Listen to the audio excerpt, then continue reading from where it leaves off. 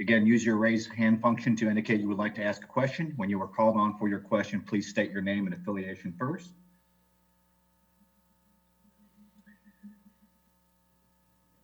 First, go to Harold Kuntz.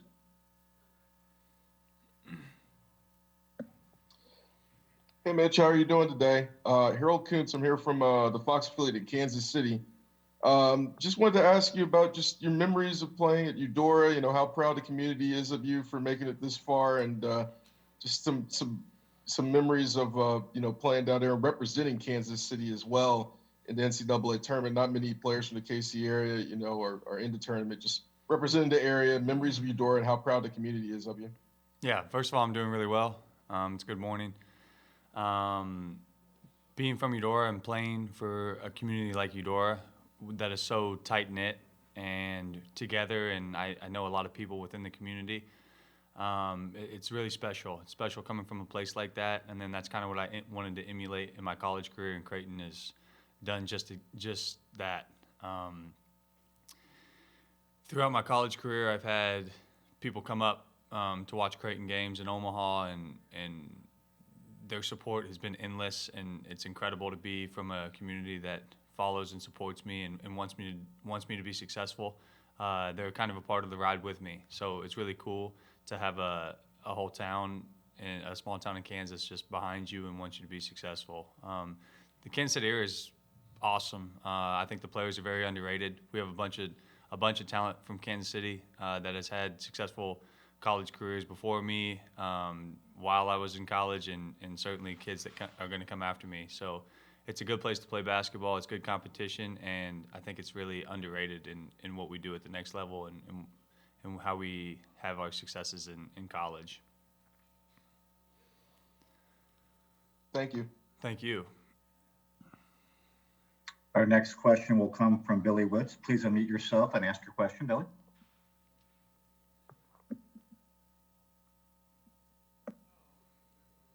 Yeah, hi, Mitch. This is Billy Witz from the New York Times.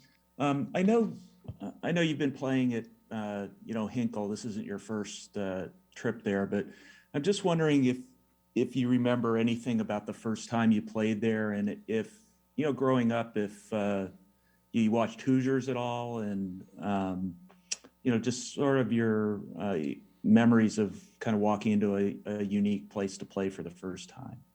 Yeah, Billy, nice to meet you. That's a really good question. My first time walking into Hinkle, obviously, when you're a 19-year-old kid, like you said, you watch Hoosiers and you know the history in that building, and then you walk around the halls and kind of read the walls and just you're a part of something bigger than yourself and something that's incredible outside of the game that's going on that day. But the first time I walked into Hinkle, it was better than my walk out of Hinkle. We lost by like 15-plus points. They had a really good team.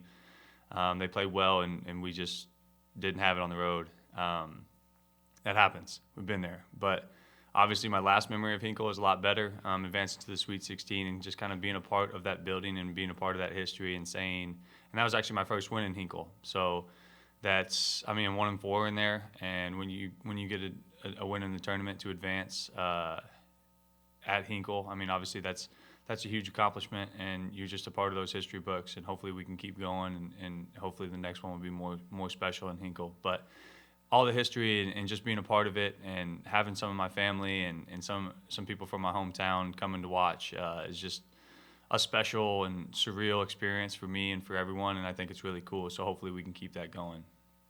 Great. Thank you, Mitch. Thank you, Billy. Our next question will come from Matt of the White and Blue Review. Matt, please unmute yourself and ask your question.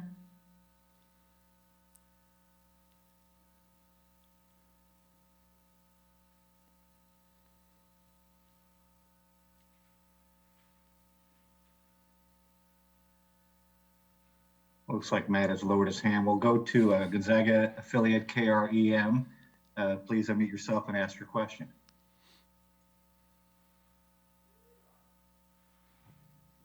Hey, Mitch. My name is Karthik Venkataraman. I work for Krem 2 Sports in Spokane, Washington. A lot of teams have played Gonzaga this year, and a lot of teams lose by double digits. Why do you feel Creighton can pull off this win? Yeah, like you said, Gonzaga's a very talented team, and they've been handling their business all year. I think Creighton's different because we're mature enough and we have a mental approach that is an approach for 40 minutes. I think where teams run into problems with them is they play 32 minutes, 33 minutes, or they start the game comfortable and they start to relax on the defensive end, and then Gonzaga scores in spurts like they've done all year. They go on 12-2 runs quick or 8-0 runs, and they have a high caliber offense that is really tough to contain, especially if you get relaxed and just comfortable. So you have to stay locked in and focused for 40 minutes and just keep coming and keep attacking.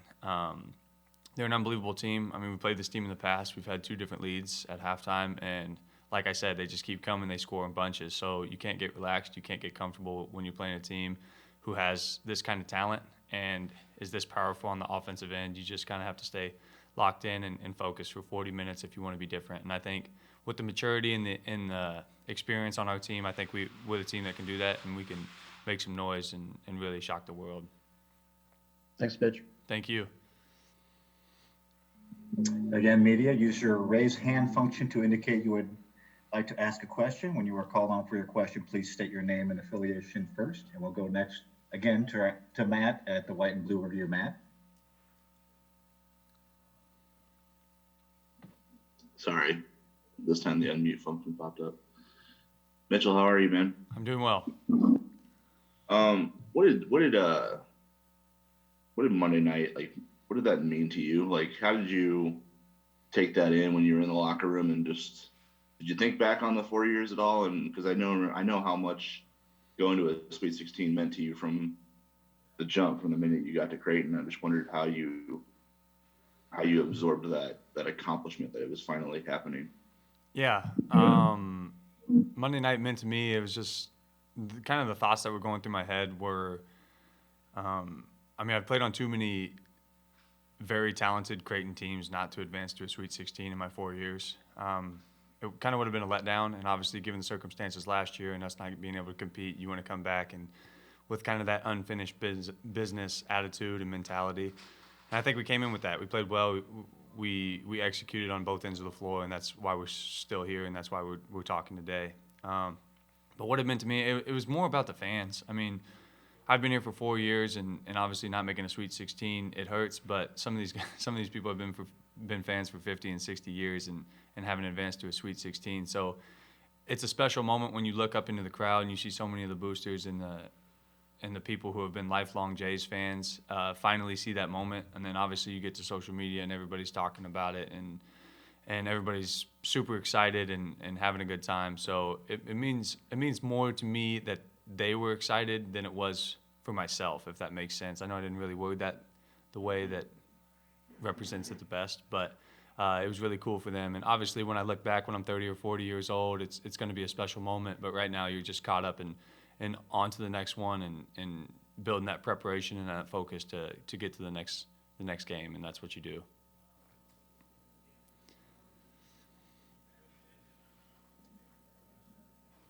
Mitch, that was your final question. We'd like to thank you for your time this morning, and media will be joined by Coach Greg McDermott momentarily. Perfect. Thank you. Thank you, guys.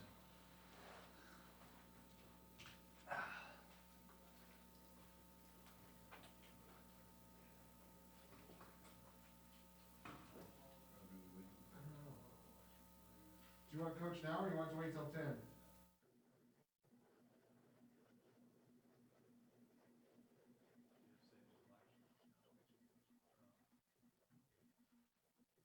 Do you guys want to coach now, or do you want to wait till 10?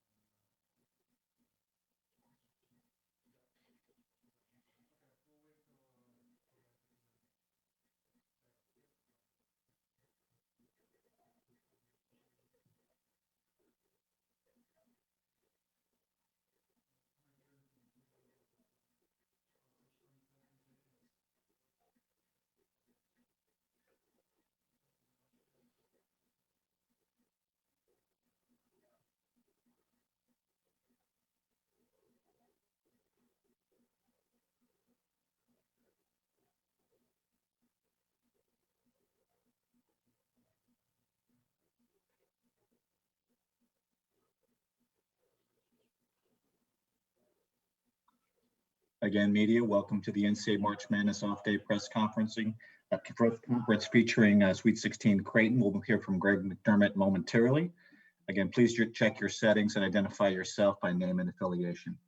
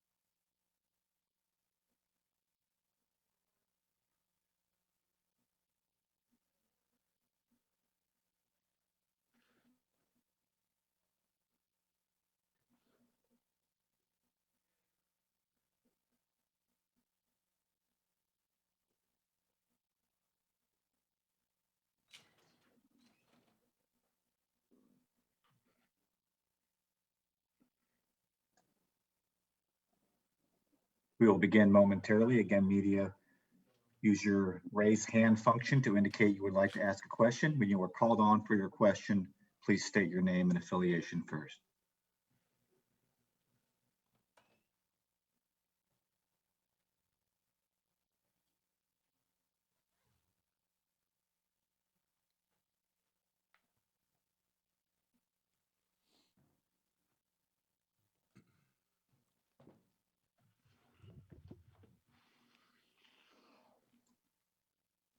And we're now joined by Creighton head coach Greg McDermott. Good morning, Coach. Morning, Mike.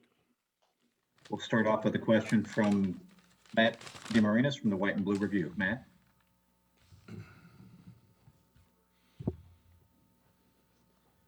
Matt Emerson, White and Blue Review. How you doing, Mac? Good morning, Matt. Yeah, I was just wondering what these last couple days, well, I guess it's not a full day yet, but have been like for you. I'm just trying to, properly soak in what it's meant to get this far for a lot of people that are not part of this team anymore. I know I'm sure people have reached out, but, also to turn the page and focus on the challenge ahead at the same time. Yeah, obviously we've enjoyed it, especially, Monday night into Tuesday a little bit, and then you turn on the computer and you start watching Gonzaga. But I've received a ton of messages from our fans, from former players, and people that are connected with Creighton, and this was the one thing that this program had not quite been able to do, and to get to this point is really credit to the guys in that locker room. And I think they've enjoyed it, but now it's time to get back to work. We have a tall task ahead of us, but something that we're really excited about. Your next question comes from Billy Witz of the New York Times. Yeah, hi, Greg. This is Billy Witz with the New York Times. You've played a couple pretty good halves against Gonzaga in the last couple years. Kind of what's the trick against them to putting together a full a full 40? And is this team any different than either the ones played in recent years or the ones that, just watching them over the years? Is there something that sets this team apart? Well, I think there's some similarities in all the teams, but there's also some significant differences. I think this team is one of the best passing college basketball teams that I've ever seen. If you make a mistake, they're going to make you pay for it with the pass and create an easy opportunity for their teammates because of it's one thing to be unselfish. It's another thing to be unselfish and have the ability to deliver the pass on time and in the right spot. And that's what I think makes this team different than the other two is they have multiple guys that can do that. And, you mentioned we did play well in Spokane 3 years ago, the first half, and in Omaha 2 years ago. I think we had a 6 or 7 point lead at halftime. But I think they hung 54 points on us in Spokane in the second half and 62 at our place. So, you have to play 40 minutes against the Zags team. You just absolutely have to. They're too explosive offensively. They're disruptive defensively. And, it appears to me, especially watching the tournament games, like these guys are on a mission right now. And they're on a mission to go undefeated and win a national championship. And if you're not able to match the intensity that goes with that, you're asking for trouble. Thanks. Question comes from Zoom of the Spokesman Review. Please unmute yourself and ask the question. Hey, Greg.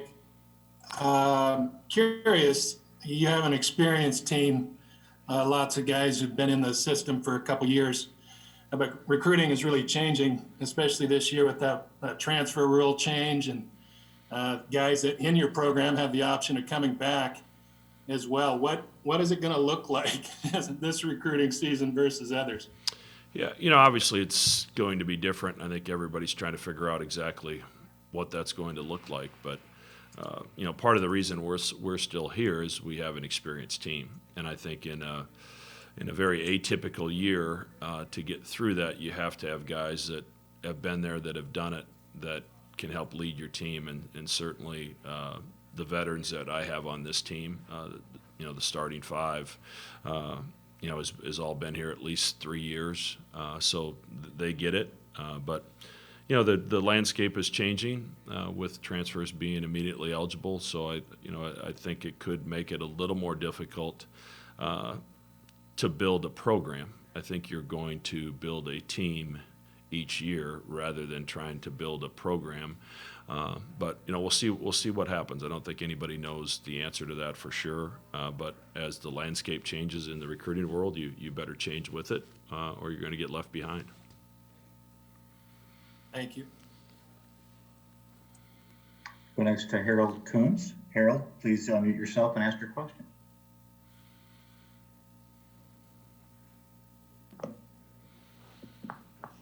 Can you hear me, Greg? Yes, I can. Okay.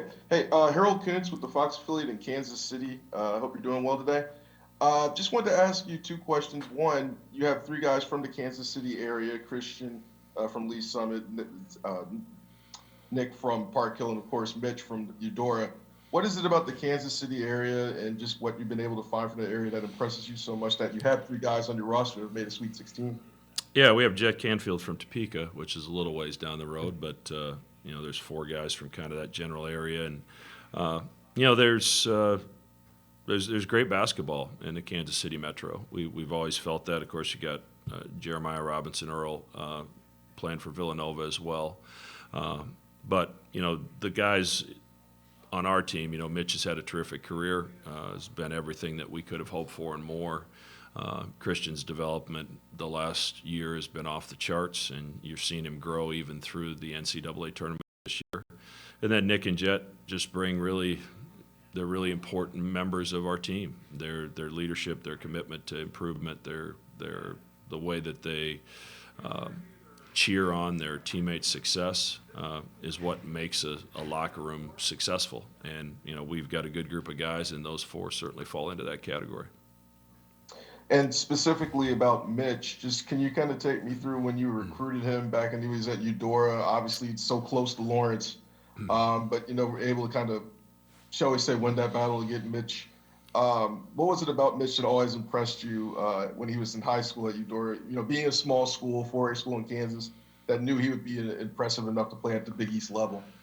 Yeah, we offered Mitch, I think before his freshman year, so I think technically he was probably still an eighth grader when we saw him. And his AAU coach, L.J. Goolsby, is someone that was close to our staff and told us about Mitch, and we watched him play and couldn't have been more impressed. And the things that you see today are what I saw the first time I saw him when he was very young, is just his high basketball IQ and his ability to impact the game in more ways than just scoring the basketball. He's one of the best teammates I've ever coached, and is sometimes unselfish to a fault. I mean, there are times I'd rather him shoot the basketball than make that extra pass. But that's how he's wired. He's wired to get his teammates involved and get the ball moving, and he's just been he's been a pleasure to coach and is really connected with our fan base and our campus community. He's a first-class person. Thank you, Greg. Our next question comes from Aaron Ferguson of the Times of Northwest Indiana.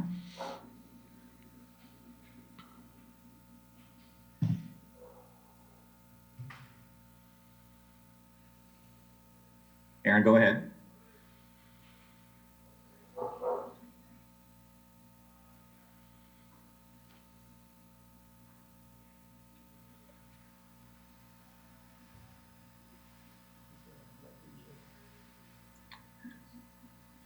Aaron, can you hear us? Well, let's go next to Matt DeMarinis again from the White and Blue Review. Matt. Hey, Mac, there are a few guys left from that game that you guys last played a couple of years ago. Most of them are on your team though, but I wondered what you thought of kind of when you watch Kispert now versus what you saw in terms of a scouting report for him back then time. Yeah, I think he had 8 points in that game in Omaha. I hope he has 8 on Sunday as well somehow. But he's just added so much to his game, and you could see it when he was young as a freshman and sophomore. But he's added the ability to beat people off the dribble. I think he's increased his range, and obviously his efficiency is off the charts. So I mean, it's fun to see someone go to college, stay 4 years and really work to develop his game the way that he has. And he's a terrific player, and he's on an awesome team. And he has our attention. You have to be there on the catch, and if you're not, it's probably over. He's that good of shooter and gets it off quick. But this is a really, really good basketball team. They're fun to watch, and someone that appreciates good basketball.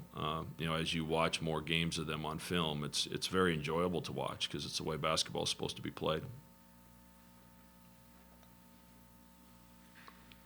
Next question will come from KREM affiliate in Gonzaga.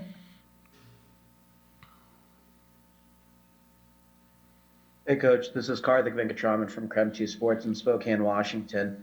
A lot of teams have faced off against Gonzaga this season. A lot of teams have lost by double digits, mostly because they haven't been able to hang with for 40 minutes. Just wanted to get your thoughts on why you feel Creighton can win this game. Well, I hope our experience helps. We've been there. And the fact that we've played them 2 years ago. At least I think three of our starters for sure were part of that game. I don't think we'll be surprised with their pace. And I think that can overwhelm teams at times. We've been better defensively this year, and that defense is going to be tested like it's never been tested before because there really is not a weakness in their lineup. Nemhart's given him an unbelievable boost.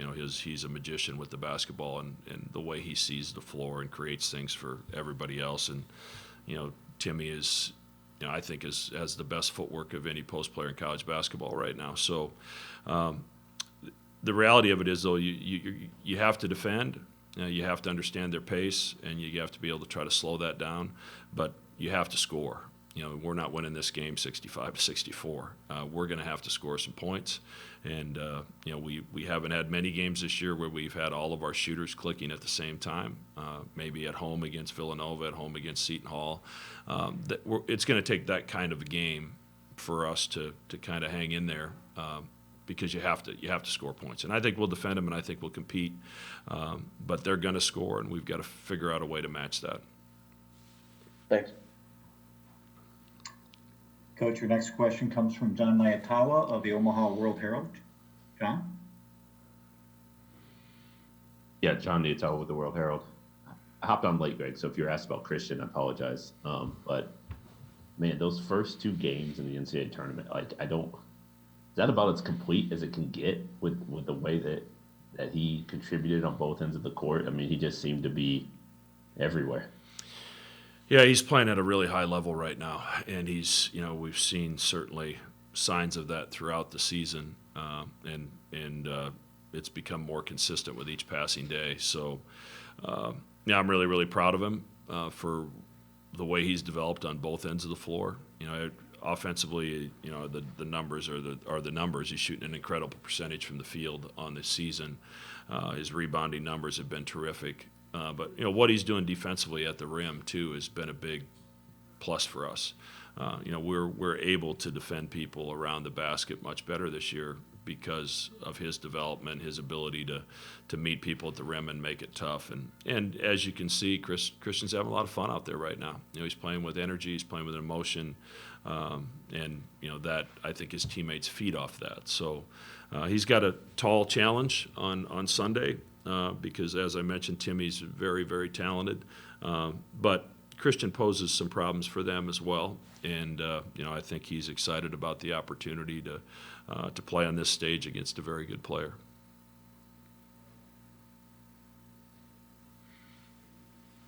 Coach, your final question will come from Aaron Ferguson of the Times of Northwest Indiana. Again, Aaron, let's give this another shot here. Hi, Coach. Can you hear me? Yes. Good morning. Aaron Ferguson, Times of Northwest Indiana. Damian Jefferson, how does his versatility impact games for you guys? Boy, I don't have enough time left.